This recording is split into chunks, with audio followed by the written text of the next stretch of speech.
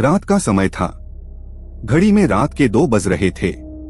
गांव के बाहर बने पुराने हवेली में सन्नाटा पसरा था। वह हवेली, जिसे गांव वाले भूतिया हवेली कहते थे, कई सालों से खाली पड़ी थी। गांव में यह बात मशहूर थी कि वहां रात को अजीब अजीब सी आवाजें आती थीं, कभी किसी के रोने की तो कभी किसी के हंसने की। लोग कहते थे कि वहां एक औरत का साया रहता है, जो सालों पहले उस हवेली में रहने वाले जमींदार की पत्नी थी। उसकी मौत का रहस्य आज तक कोई नहीं जान पाया। रोहन और उसके 4 दोस्त अजय, नेहा, रिया और विक्रम शहर से आए थे। वे साहसिक यात्रा के शौकीन थे और इंटरनेट पर इस हवेली के बारे में पढ़कर उत्साहित हो गए थे। उन्होंने फैसला किया कि वे एक रात वहां बिताएंगे और सच का पता लगाएंगे। गांव वालों ने उन्हें बहुत मना किया, लेकिन युवा जोश में वे नहीं माने। अरे, ये सब सिर्फ कहानियां हैं, अजय ने हंसते हुए कहा। हम तो बस मजे के लिए जा रहे हैं। हवेली का दरवाजा पुराना और जंग खाया हुआ था। जैसे ही उन्होंने उसे धक्का दिया, एक ठंडी हवा का झोंका उनके चेहरों से टकराया। अंदर का माहौल भारी था, मानो हवा में कुछ अनकहा डर तैर रहा हो। दीवारों पर पुरानी पेंटिंग्स टंगी थीं, जिनमें से एक में एक औरत की तस्वीर थी। उसके चेहरे पर उदासी और आंखों में गहरा दर्द साफ दिख रहा था। नेहा ने मजाक में कहा, लगता है ये मैडम हमें घूर रही हैं। सब हंसे, लेकिन उनकी हंसी में एक अजीब सी बेचैनी थी। रात गहराने लगी।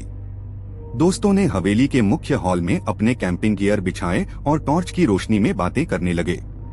तभी कहीं दूर से एक आवाज आई, जैसे कोई लकड़ी का फर्श चरमराया है। ये क्या था? रिया ने डरते हुए पूछा। कुछ नहीं, पुरानी हवेली है, आवाजें तो आएंगी, विक्रम ने हिम्मत जुटाकर कहा। लेकिन जैसे जैसे समय बीतता गया, आवाजें और तेज होने लगी। अब ऐसा लग रहा था जैसे कोई सीढ़ियों पर धीरे धीरे चल रहा हो। रोहन ने टॉर्च उठाई और कहा, चलो देखते हैं। बाकी लोग हिचकिचाए, लेकिन फिर सब साथ चल पड़े। सीढ़ियों के पास पहुंचते ही उन्हें एक औरत की फुसफुसाहट सुनाई दी। आवाज इतनी साफ थी कि लगा जैसे कोई उनके कानों के पास बोल रहा हो, मेरी मदद करो। आवाज में दर्द था। नेहा की चीख निकल गई और वह पीछे की ओर भागी।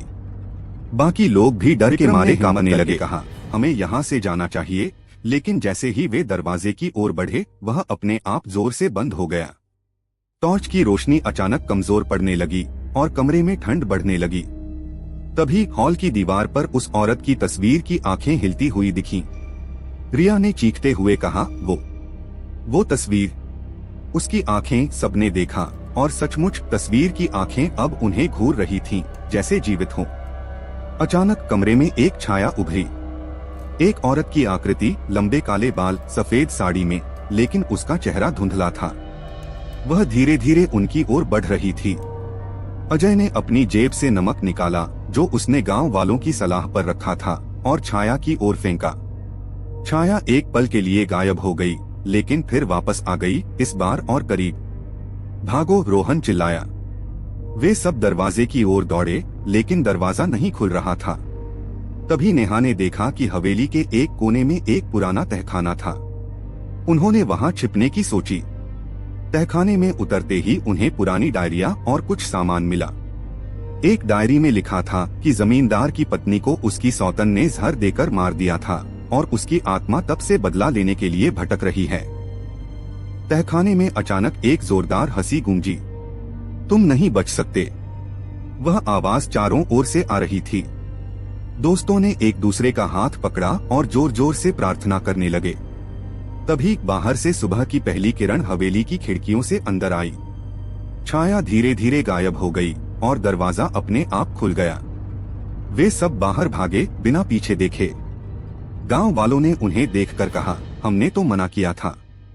वो आत्मा हर उस इंसान को डराती है जो हवेली में जाता है। रोहन और उसके दोस्तों ने उस दिन के बाद कभी उस हवेली की ओर मुंह नहीं किया। लेकिन रात को कभी कभी नेहा को लगता था कि कोई उसे अंधेरे में देख रहा है।